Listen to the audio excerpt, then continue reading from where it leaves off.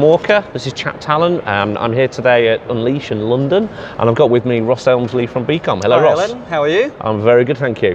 Something rather weird happened earlier, and I found out that me and Ross share a birthday. Not just a day, not just a month, but the exact day in time. The only difference being, Ross, being a Kiwi, was born in the southern hemisphere, and I was in the northern hemisphere. But either way, it's brilliant. Yeah, you are a little bit older by about 11 hours, I think we worked Something out. like that, So, yes. But I'll take that. I'll take that. So, Ross, why are you here today?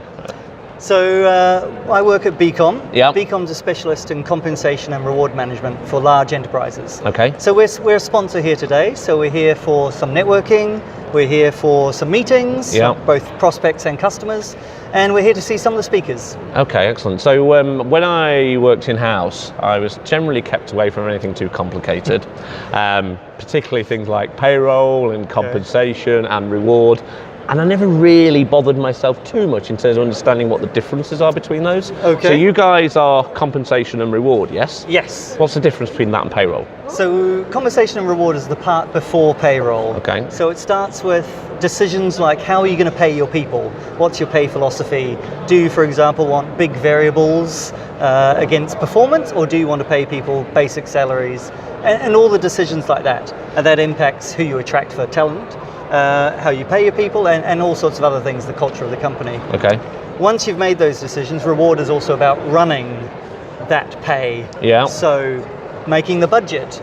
And in a global company with 200 countries and 5 different business units, just budgeting itself is a big exercise. Mammoth task, yeah. Yep. And then you've got simulation of scenarios. What happens if we change this, change that? Okay. And then of course you've got actually running the pay review cycle.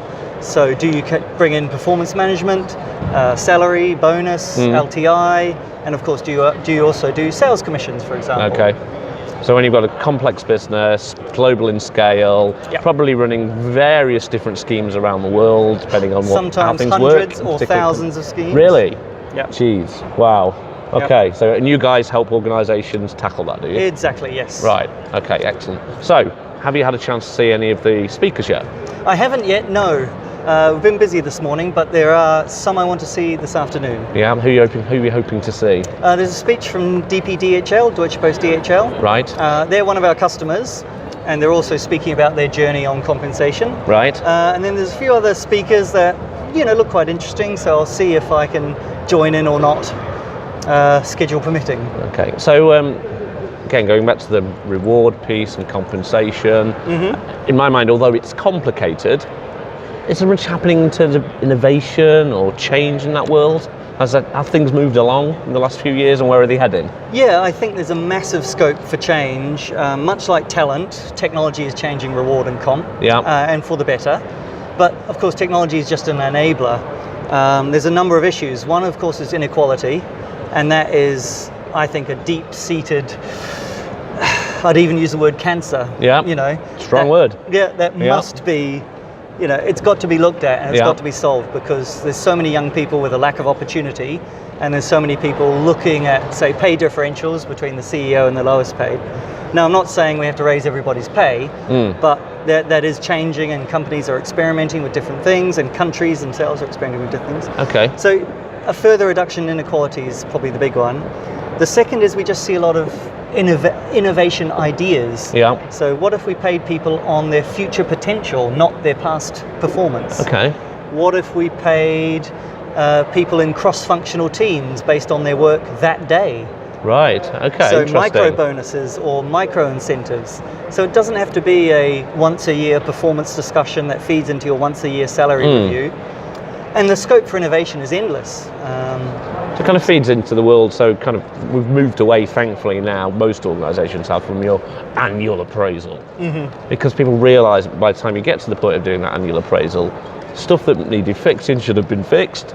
It won't have been. Stuff that needs praising and celebrating should have been praised and celebrated. But if you leave it until the end of the year, it's far too late to do either of those things. Exactly. And is that a similar shift then that's happening in I think comp? a similar shift in comp. But some companies are also going the other way, which is we do want to keep it very simple, very straightforward, once a year, and we'll differentiate not on pay.